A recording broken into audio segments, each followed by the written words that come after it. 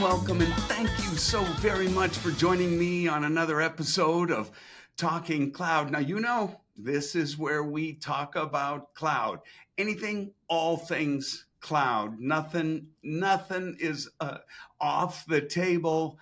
And come on, really, what in the world of computing doesn't somehow touch cloud today? And it's going to be that way for a long, long time.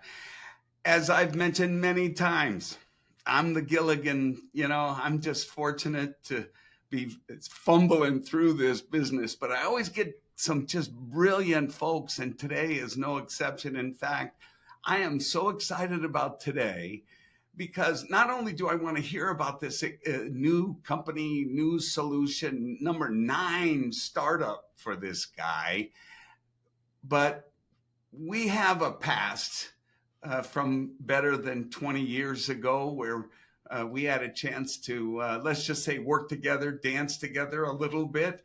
And I'm super, super excited. This was back when he was just getting off the ground with what I think he so aptly put, taking a company and a culture from socialism to capitalism, because he had in the cradle of his hand literally the crafters of what holds the thing together, DNS.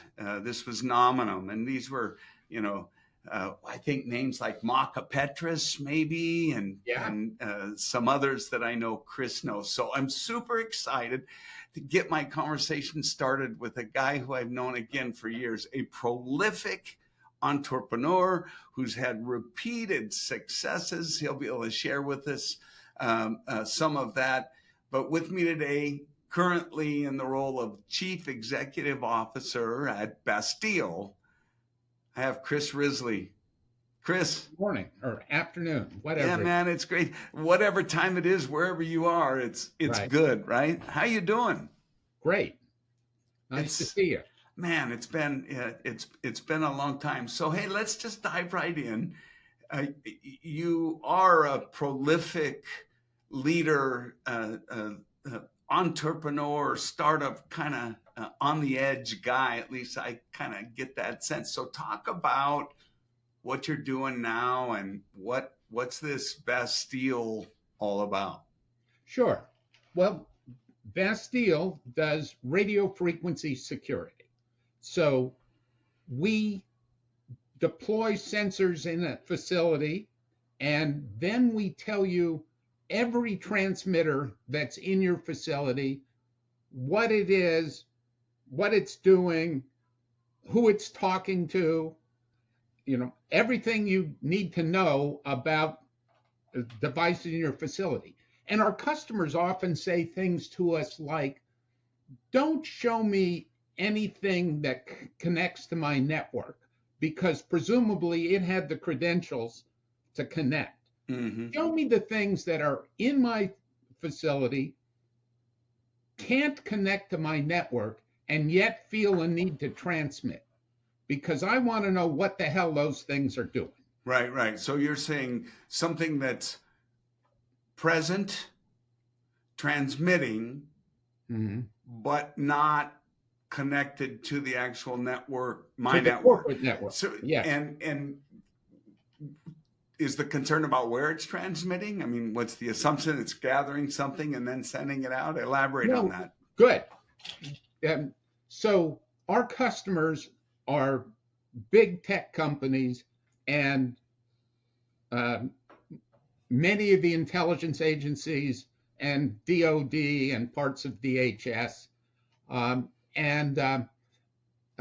Yes, they're very concerned about keeping the secrets they've got secret. Yeah, that makes a lot of sense. So you said radio frequency. Sure. expand on, I guess I'm just thinking to myself, is that Bluetooth? Is that Wi-Fi? Is that, Good. do you see all of those protocols? Yes. Are you above it, below it? I mean, I'm not technical enough. I'm the No, Gilligan, but that's I good. kind of I sort of, got it. you know, So we see everything from 75 megahertz up to 6 gigahertz. So that does include yep, Bluetooth, all the IoT protocols, cellular protocols, yep, yep. Wi-Fi, all of that. So you're And seeing MQTT, you're seeing like all of it, whether or not it's hopping onto the TCP/IP wagon or not, right? yeah, a lot of these protocols aren't using At TCP/IP. all, right? Yeah, especially the IoT protocols, because those guys, for them, the biggest thing is battery life. Totally. So Yep. there's 100 different IoT protocols, and they're all out there to optimize the life of the device that's Yep. somewhere remotely reporting in. Yep. That may or may not be able to be recharged or new battery. It may have a Yeah, single life. yeah. And yeah, no, I totally get that. So expand on, I mean, is this a big problem that a lot of companies are unaware of, or is this more of a on the defense reconnaissance kind of side where we're not going to really see it so much in enterprise? Well, I mean, obviously, enterprises would still be very concerned if you're stealing their source code or something, right? right. Well, I'll tell you what's going on there is that um, our, this is an area in a rare area in which the government is ahead of the commercial side. You Hmm. know, and there's two reasons for that. I think um, the first one is that the government's been experiencing wireless attacks since 1947 when the thing was installed in, which was a gift from the Soviets, was installed in the ambassador's residence Hmm.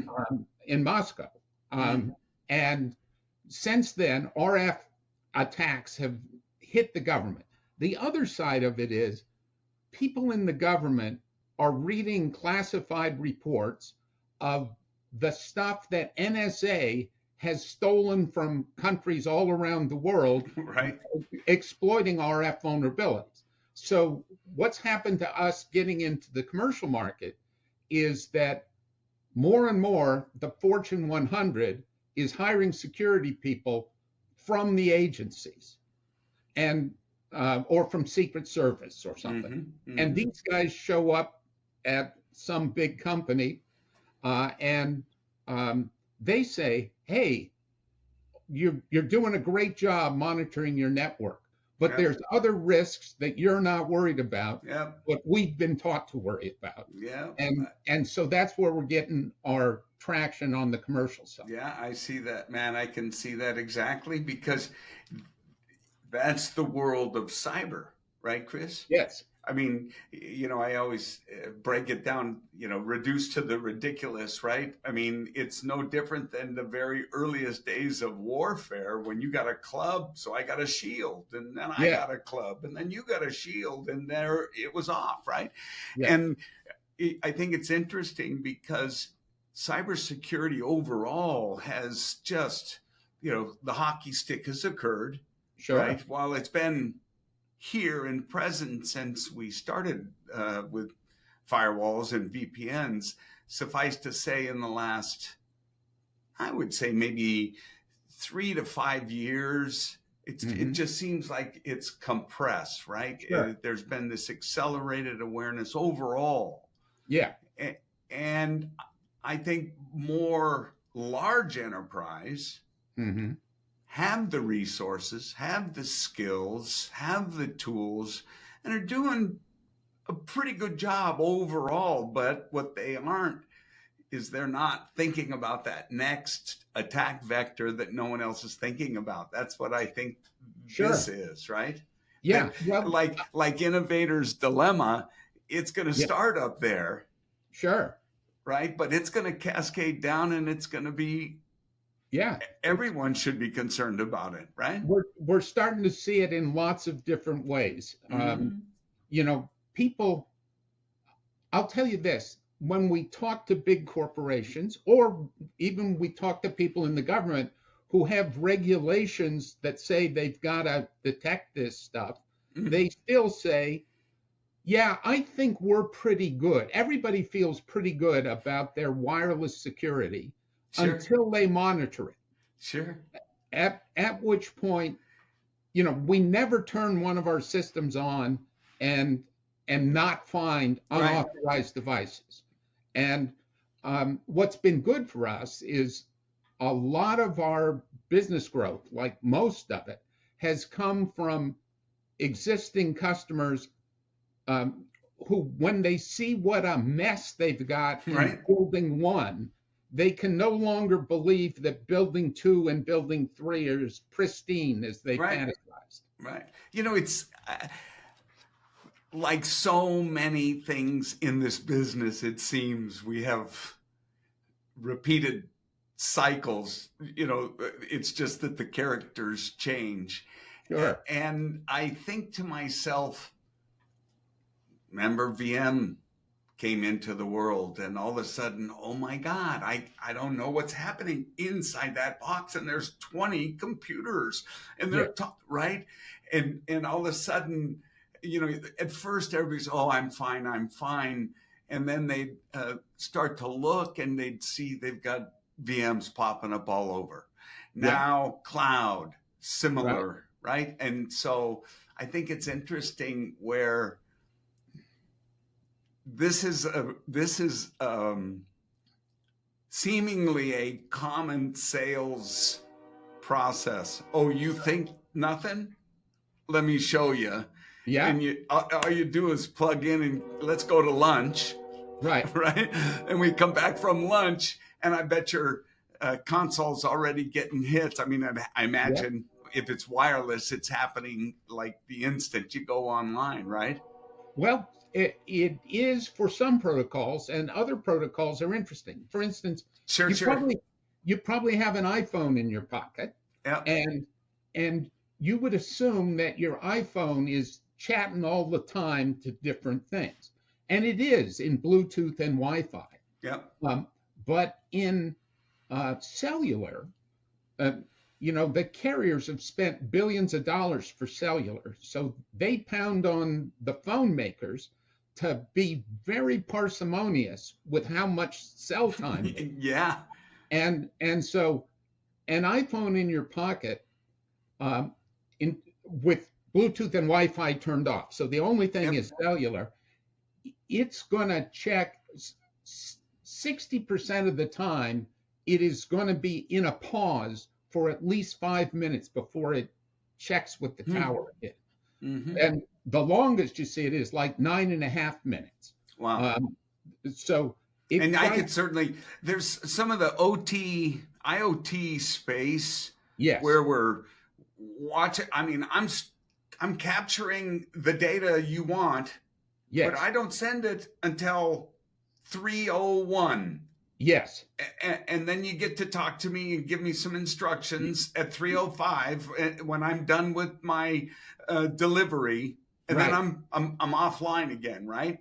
Yeah. Back to your point of. And by the way, you implied 4 minutes there, but it's more like at 3:01, I'm going to broadcast for 4 seconds. Yeah. And then I'm going to shut up again and save battery. Right. Fascinating. So you got to be online to be able to capture all that stuff. Yeah, you got to be there all the time to look at that. And another thing, this is all cloud all the time. So let me talk about our relationship to cloud a little bit. Okay. Because we've been installed in big data centers, the historic data centers, pre-AI data centers for a while. And pre-AI data centers really have the guns, guards, and gates part of that down perfectly. You've been to data centers, you go through man traps. That's practically a proctology exam. That's right. That's right. And and yet, I was in a data center in California not too long ago. I'm in the data center. Some data centers actually let you bring your phones in. Wow. Some don't. Yeah. But I'm in a data center from one of the hyperscalers, Mm-hmm. and on my phone, I can log in to the Home Depot public access Wi-Fi, which is across the street, across the parking lot, and in the Home Depot building Mm-hmm. from inside the data center, Mm. because guns, guards, and gates, RF don't care. Right on. It Yep. just goes through the walls. Now, the regular data centers, um, they've been around long enough, and they've got CFOs who've been tightening the screws long enough that they are trying to minimize the cost, so we don't get as much penetration in the regular data centers. But as they're building these AI data centers, Mm. every one of them is engaging with us, Mm. because um, here's the big difference that people don't notice about AI data centers. It used to be that I could send all my customer data to the cloud and you could do analytics on it and all that, and that was great. But what I did was I held back my key performance data. How do I build my P&L? Mm-hmm. That stuff I kept on a private cloud, or just in the On-prem. Yeah. CFO's office effectively. Right. And but if you're going to use AI to optimize the operation of your business, you got to give them the family jewels. Yeah. So the level of trust at an AI data center that you're going to keep this stuff secure Yeah. has to be much, much higher. Right. And Right. so, And that's, again, just to make sure I got it, because I'm the Gilligan, but where before, I mean, because the intelligence that we're going to employ against our data, yes, it's going to have our most critical data in order to provide us with the accurate, most critical strategic direction and decisions, right? yeah, we want the AI to optimize the results that show Yeah. up in the P&L and the balance Yeah. sheet, right? Yeah. Well, you got to know that. Yeah. Yeah, You got so to you know the got to numbers. give them that so Yeah. that the AI can figure it out. And as a result of that, I, as a corporate customer, really want to know that you're not going to accidentally leak it out through Yep. a Yep. something. Right. There's another thing that data centers have always thought a lot about: insider threat. Yep. That is, they don't want somebody on their team to steal data and get it out one way or Yep. another. Well, historically, insider threat meant the disgruntled employee. And now you still have that problem, but the bigger threat is the loyal employee with a compromised device. So they've got a cell phone that's got spyware on it. They don't know that. Yeah. They're walking into secret meetings. They're Yeah. walking around the facility, and their device is working for somebody else, but nobody knows that. Right. The president of France carried a compromised cell phone for almost 6 months, and he was probably in some pretty important meetings. Yep. Yep. I mean, it's only France, but still. Sure. No, that's a big deal. And I imagine you're familiar with Pegasus. Yes. Yeah. So if hypothetical, not that anybody would care about my machine, but as I understand, and I've watched a few programs and read some information, it's very surreptitious. I mean, I have no idea you installed it. It's installed. Right. It's stealing, taking, watching, hearing everything. So obviously it's transmitting this data, and then it will just as quietly disappear. Yeah. Will your solution catch it, see it, raise a flag, identify that?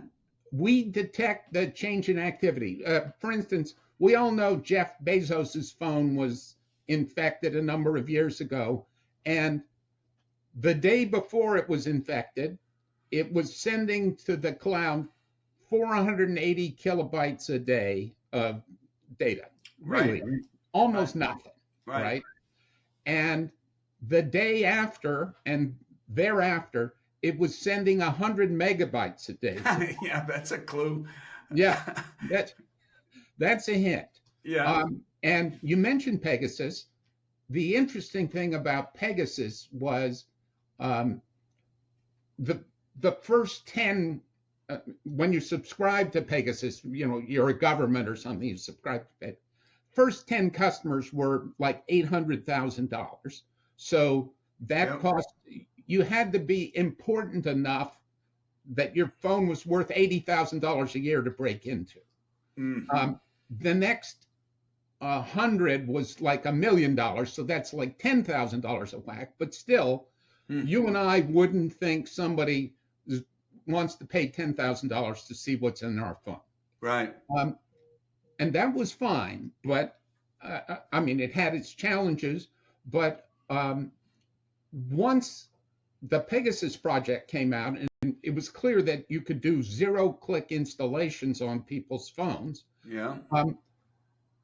A bunch of programmers at other spyware companies who weren't going to waste their time on an impossible thing like doing zero clicks, once it was proved that you could do it, they all started working on it. Yeah. So then we saw other companies, Predator, for instance, can now do zero clicks.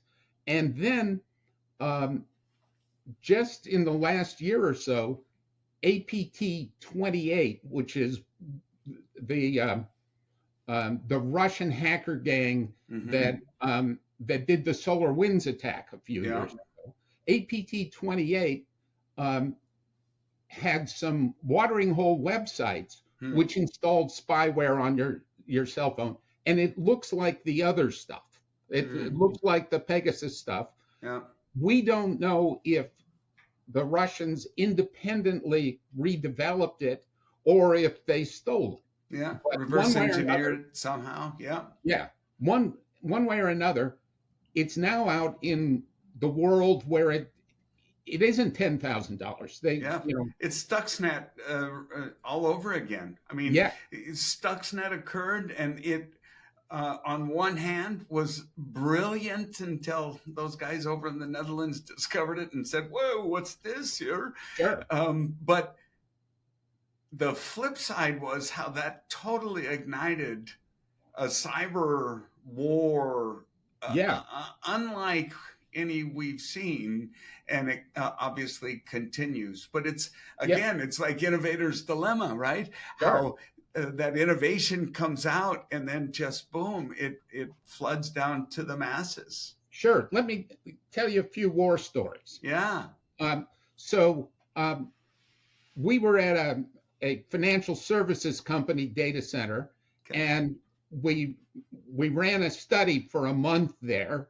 And during that month, 5 times, a device showed up that was a Wi-Fi access point. And it was called, the SSID for that was Big Sexy Network. So it probably wasn't a corporate Wi-Fi access. Right. And when it would show up in the data center, one of the servers in one of the racks would connect to it, and the average connection time was 82 minutes. And then when the access point left, so it was probably a Wi-Fi access point on somebody's hotspot on somebody's phone, but that one server had been programmed to connect to it, to look for it, connect to it, and when it left, the jilted server would call out for its partner for a few minutes afterwards, trying to reestablish its connection. Now, if I walked into that data center with a laptop and I plugged an Ethernet cable into the back of one of those boxes, all hell would break out in a few minutes, because that connection shouldn't be there. Yeah. But because it was entirely invisible, this person walked in and out 5 times, and data Wow. was transmitted for 82 minutes. We And don't know what. I was going to ask, so you saw that connection for 82 minutes. And do you know what was, not what as in, We don't. do you know We don't amounts break or the. size of the data? Yeah, we can tell you the size of the data and all that. We Yeah. don't break the encryption on the payload. The packet, yeah. Yeah. We just tell you that it's there. And ordinarily, we were doing a study because the customer wanted to just understand what the hell's going on in my data center. Ordinarily, we would have set an alert that says, if you see any of these rules, alert on that. So that's one story. Here's a really recent one. Just before Thanksgiving, a few months ago, it was announced that there was a new kind of attack which allowed the Russians to attack a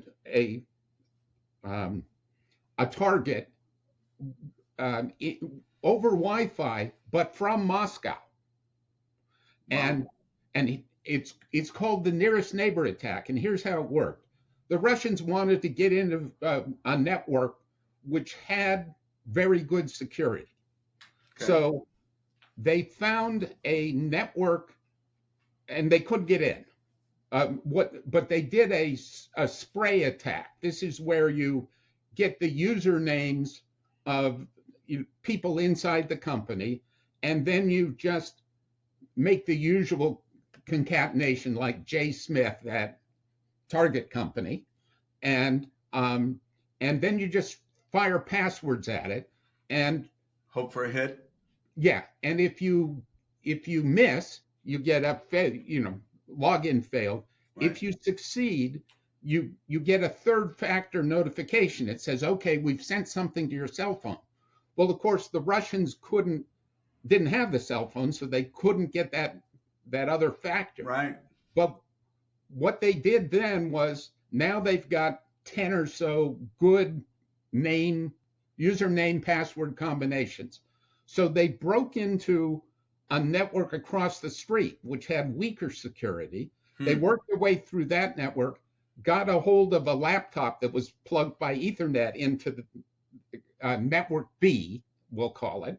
Mm-hmm. And then they turned on the Wi-Fi on that laptop and used the passwords they already stole to log in to the target network. And then they went in, and by the way, it was such a circuitous route, the bandwidth wasn't very good across all that stuff. Yeah. So what they did was they got into the servers, they got the data they wanted, they zipped it up, and they put it on the target's website at an unknown URL. And then they just logged in across the internet and picked up this zip file and took it with them. Now, unbelievable. Yeah. And by the way, you'd say, well, that's still really hard because you don't know where's their nearest neighbor. How are you ever going to figure that out unless you're Russian spies? Right. And the answer is, there's a crowdsourced service called wiggle.net, WIGLE.net, and Wiggle has categorized 1.5 billion networks out there by crowdsourcing. And so you can pick any address in the world, and Wiggle will tell you what the networks are that are near that. Wow, I'm looking at it right now. Yeah. It's wiggle.net. That's right. It wants to know my location. If you feed an address in there, by the way, I joined at the free level, just give them your email address and it will tell me, if I click on a particular address, it will tell me the nearest network to that address. Remarkable. And it will tell me the SSID, the MAC address, Well, Well, this, everything I not to interrupt you, Chris, but this reminds me, kind of what we were talking before we, came on the air about how much is out there that people really just don't understand and appreciate because they just connect and use it and are thinking, hey, wow, this is great, free Wi-Fi, but they don't understand all of the host information that's yes, associated with that device, that's them, that yeah, gets passed on so they can get on to the DHCP connection while they sure, walk by the store, for God's sake. yes, yeah, But as a result, you have these types of resources where the people go painstakingly through aggregating all of this public data, yeah, right? That really it's like game changing, you it is. know? Wow. And so anyway, this is a completely new hack because Wow. sometimes when we go talk to a CISO, he says, you know, I believe I have wireless vulnerabilities, but to attack my wireless vulnerabilities, you got to get within 50 or 100 feet of where I am. And meanwhile, I've got people trying to install ransomware from 8,000 miles away. I got to Right. worry about that more. Yeah. Yeah. Um, but the nearest neighbor attack says that's changed because Yeah. those guys 8,000 miles away will do this. And by Yeah. the way, the reason, so why did they switch from coming across the internet to coming across the street? And the answer is because people tend not to put multi-factor authentication on their Wi-Fi Hmm. because you don't, it's a pain if you want to connect that you also then have to add a Right. third factor from your phone. Yeah. Yeah. So there are millions of networks out there which are not protected with multi-factor authentication Yeah. and wouldn't detect this. Now, what Yeah. Bastille detects is that um, you've got a connection that appears to be a legitimate connection, that is, it successfully logged in, but it isn't inside the perimeter of your facility. So Right. it's coming from somewhere else, Yeah. and maybe that's okay Yeah. because you know that's okay for some reason. Yeah. The guy across the street is getting free Wi-Fi from you or whatever, Yeah, right? well, Penny. and maybe that's not okay anyway. Yeah. But Yeah. anyway, those are some recent kind of neat attacks, um, Wow. and uh, and there are more happening all the time. I So go I, ahead. I want to give everybody out there two pieces of advice. Yeah. One, update your iPhones as soon as an update is available, because the first time that Pegasus was discovered to have done a zero-click attack, Apple updated their system and they stopped it. And people thought, oh, well, zero clicks are gone. But Apple's done this like 7 times now. Hmm. And the seventh time you patch a zero click, it's easier to believe there might be an eighth. Yes, that's right. Well, Chris, my recommendation to anyone with an iPhone, certainly that's what I carry, is even if you have automatic updates on a Yes, regular basis, go look and ask, do you need an yes, update? Because you'll oftentimes find that it's on automatic, but you're, for whatever reason, it's not picking it up. I've done that recently, and I'm kind of diligent about it because what's happening, I think, Chris, is now now that we all have an assistant yes, that's 24/7, 365, and knows everything the internet knows. It's just dumb as a rock without the right prompt, right? right? Now that we have that, the ability for the bad guys to jump through the holes Yes, so much faster yes, than before. I mean, to your point, it's like we all have heard for years, you know, critical is sound patch management, right? right. Patch management's important. But I think today I think it's went up significant because now where the bad guys had to react like you and I right? Yes. And put something together to exploit it, research, find something. Yeah. Now they've got some bots that are just, they're saying, hey, this is out, came out today, and it's starting to rattle doorknobs Yeah. immediately. Immediately. Yeah. And I think that's, I'm thinking out loud, of course, but, Bastille sounds like the kind of solution that can help me really look at my environment through a different lens than I've ever Yeah. looked at it before. I think that's right. My other hint is if you want to have an absolutely confidential conversation, leave the phones out of the room. Um, some It's people true. say turn off your cell phone, but first, phones are never off anymore. Right. It's And really remarkable, some of the data there.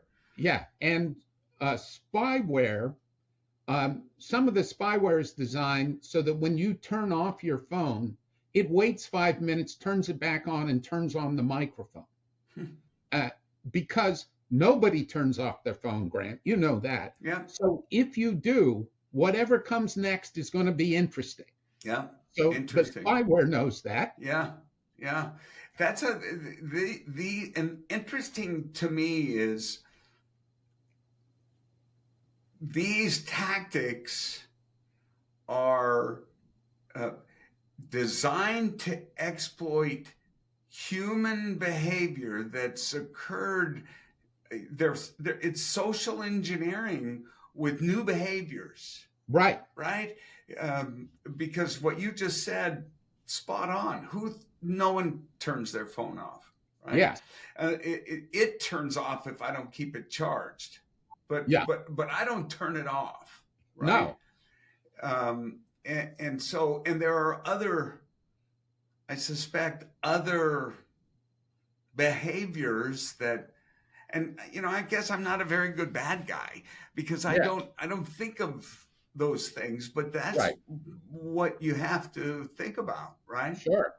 Well, I can tell you that when you go to a government facility and they have phone lockers before they'll let you in the building, there's a sign there that says turn off your phone before you put it in the locker. A lot of people don't. A lot of people turn it on airplane mode. Right. Now, in 2010, when you turned on airplane mode, it's turned off all the transmitters. And in 2015, it meant you could turn off all the transmitters, but then you're on the plane and you can reconnect to Bluetooth or Wi-Fi. Wi-Fi, yeah. Yeah. Now it means you turn off your phone. It remembers if you had Bluetooth and Wi-Fi on the last time you went into airplane mode. And if so, it leaves them on. So now your phone is in airplane mode, but it's still transmitting. Mm-hmm. When we're in a government facility, we've got our sensors around, the phone lockers are glowing. They right. the heat map for the phone. Yeah, I'll bet. So let's just talk a little bit about architectural, functional. Sure. Do you have like a device that is it a sensor? Is it yes. How's that work, and how big and how many? We have sensors that are like the size of dinner plates. Got it. It's like the old Wi-Fi hotspot kind of era all over again. Exactly, but they're a little thicker. The original ones were thinner, prettier, but they had fans in them, and the fans, when I looked at where does the sensor fail, the answer was the fan failed. So I've got this expensive sensor which is killed by a $2 fan. Fine. So I said to my engineers, we got to make it without a fan. Yeah. And so we had to make it thicker because we got a big heat sink in there. Anyway, those go above the ceiling, and the whole thing is powered by power over Ethernet, so that you don't have to worry about how to keep it running. Yeah. And then they all record what they record. By the way, there's so much radio going on that the most of the job through each of the layers is to throw out data, right? Throw out all the garbage and noise. Yeah, yes, Mm-hmm. because you get so much redundancy in it. Right. So they filter a lot, then they send it to a concentrator, which filters a lot and compares the sensors that what it's getting from each of the sensors. And then they send that to a fusion center, which might be local or it might be at a SOC somewhere. Mm-hmm. Mm-hmm. And that filters the data down more. And then it'll show you a floor plan of your facility. And it says, you've got these devices here and here and here, and they're all okay. They're on the white list. But this device we'd never seen before, and it's not on an authorized list. And here's where it is within 2 meters. Got it. And so you look in some of the places we're installed, a guy with a sidearm goes and collects it. So I'm just thinking, I collect the data. Is your console something that I connect to? Is it a SaaS? Is it a service? Is it mine? So when we started this business, we thought we were a service in the cloud, a classic SaaS. Yeah. And as I told you, we got started on the government side. It turned out we thought we were building a corporate product, but the early traction was with the government. Sure. And every place we went, whatever base we were on, there was a colonel who said, the data's not leaving my fence. And we said, oh, but this was back in the days. We said, but Obama says, right. Every cloud first. And they said, yeah, well, other people's data can be cloud first. My data doesn't leave my fence. So we had to move the internet onto the local device.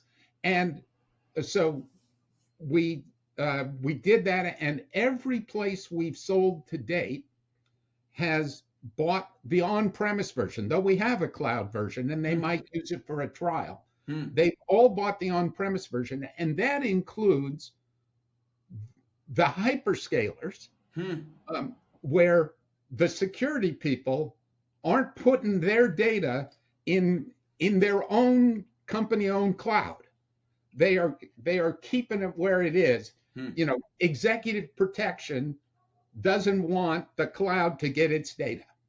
So to date, even in the corporates, I think that's changing this year, but to date, even in the corporates, people are keeping the stuff locally or at their SOC, but not putting it into the cloud. Right. Yeah, it's interesting. I think the cloud, everything, it's not all going up there, right? Sure. I mean, the hybrid works, and the factors. I think of things like IPv6, because this is a common thing we can laugh about. Yeah. But I mean, how long have we heard about it, right? I mean, decades. Right. And so, well, certainly 5 years before you and I met to talk about things like that. Exactly. That was 20 years ago. But what happens is the water finds different paths, right, to the low point, right? And it's not always the one that's mapped out. Sometimes it happens differently, right? I mean, and then things change, and I think I think this is something where I could certainly see it exploding, Chris, just from all it's going to take. It's just going to take one. Yeah. You know what I mean? It's like, right. It is, though. One of those has probably already happened, right? Yes. The funny thing about our business is that, and it's true of many security businesses, the guys who are really good at security never talk about how they're doing it. Yeah. It's customer testimonials is like an impossible thing, because the guys are really good at it, never talk about how they're doing it.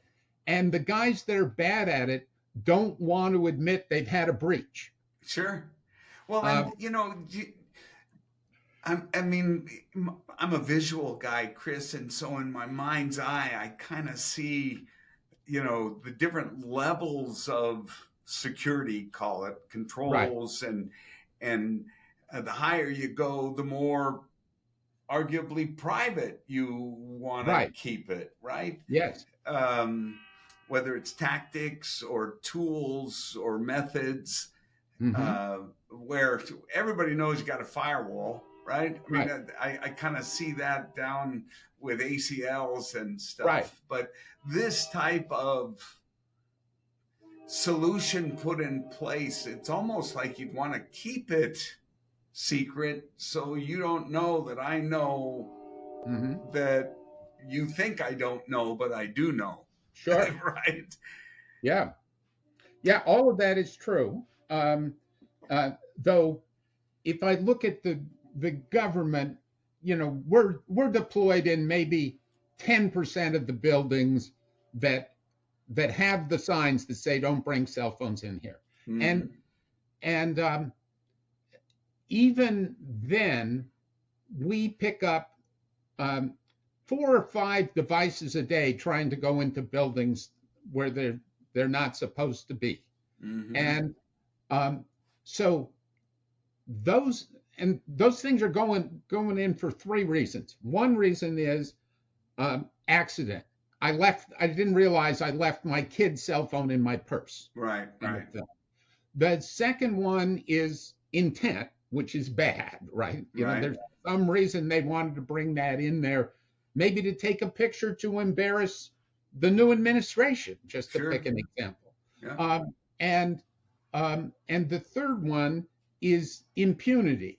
That is, I don't think they're going to catch me, and it's more convenient to have the cell phone in case my wife calls Right, or whatever. right, You know, right, right. sorry. Oh, that's okay. Speaking of cell Um, phones, huh? yeah, you. Uh, it's possible that you don't always drive 65 miles an hour in a 65 zone, because Possible, it's possible because you don't probable. you don't see it being monitored strictly at 65 miles an hour. Right. So the rule is actually something else. You might think it's 74 or 79 or something. Right, right, right. Um, and similarly, when people see that bringing devices in isn't monitored, they think, well, you'd like to have that rule, but that isn't really the rule. Right. And Because it so wasn't strict and hard. Right, yeah, right. imagine the impunity of people in places where they're not being monitored, because the places where we're catching 5 devices a day, we caught 5 devices yesterday. People heard about it. They think they're getting them in that area, in a building where it's not monitored. Nobody's ever been caught. Mm. You've got that problem. There was last year at DHS, the director of the transnational organized crime unit was in his office inside a skiff when his phone rang, and which is not supposed to happen because you're Right. not supposed to. He's not supposed to have his phone, right? He was escorted out of the building, and they taped up the office and all that stuff, crime tape. Yeah. Maybe suspended for a while, but that was a wake-up call for DHS. They now have a rule that says every skiff has to have a detection system. They aren't all in there yet, but Yeah. they have the rule. Yeah. Wow. So it's starting to change, but there's just a lot going on people don't know about, Yep. and assume it isn't going on because they don't know. That's Yep. the thing about wireless. You've never seen a wireless problem because they're all invisible. That's right. That's right. And it's remarkable, Chris. There's no question you're down Bay Area, right? Yeah. Yeah, and and I know if there was a China, ship uh, off, come floating underneath the Golden Gate. bridge, baby. I mean, there'd be hell. It'd be Right. crazy, right? That stuff's happening all the time Sure. in cyber, and people are just oblivious to it. And I Yeah. do believe there's this out of sight, out of mind is so true. They just don't, it must not be happening if I can't see it, right? Sure. Well, last year, the Salt Typhoon attacks, Yeah. The Chinese were kind enough to run all of our our telephone networks for a few months. Yeah. And now the telephone networks are announcing we haven't seen any activity lately, which is not the same as we got it out of there, right? Yeah, that's exactly right. Words really matter in those public announcements, man. Yeah. Like Verizon's public announcement was made by their head of legal affairs. And Yeah, as you what's can that tell you? imagine, the Wow. wording was thoughtful. Very, very, very. Wow. So one of the things I was curious about, you're obviously the positioning for the solution is kind of like, hey, we see it all. We're going to really be able to tell you what's going on. What about there's some other tools out there that do the similar kind of discovery and create policy on the fly for IoT and different things like that. Now, do you guys do that kind of thing, or Well, we do, but a big difference is a lot of what we do is easy to do if you install an agent on the device. So the device tells you where it is. But what our customers have learned is it's very hard to get the bad guys to install the tracking software. Yeah, you think? Yeah. So we're entirely passive, and we identify everything, whether it carries an agent or not. And so for customers that don't want bad guys, I will tell you, it's easier to identify devices whose job it is to report. Yeah. But for devices that don't want to report, we're the solution. Got it. Very cool. We have another competitor in government. We don't really have a competitor in the commercial market that's doing what we're doing. And I love having a competitor in the government because it's easier for people to make a rule that you have to have this if there's two vendors. Yeah. I always say it's like an attorney, right? One in town, he goes broke. Two in town, they both get rich. That's right. So why don't you tell everybody a little bit about where can they get more information about Bastille? Are you channel based? You sell direct? What's the program there? We'll work with your security partner. I mean, if you've got a cybersecurity partner you want to work with, we'll work with them. Yep. We go to Bastille.net and you can learn. Okay. You can see war stories. You can learn about a lot of this stuff, and that's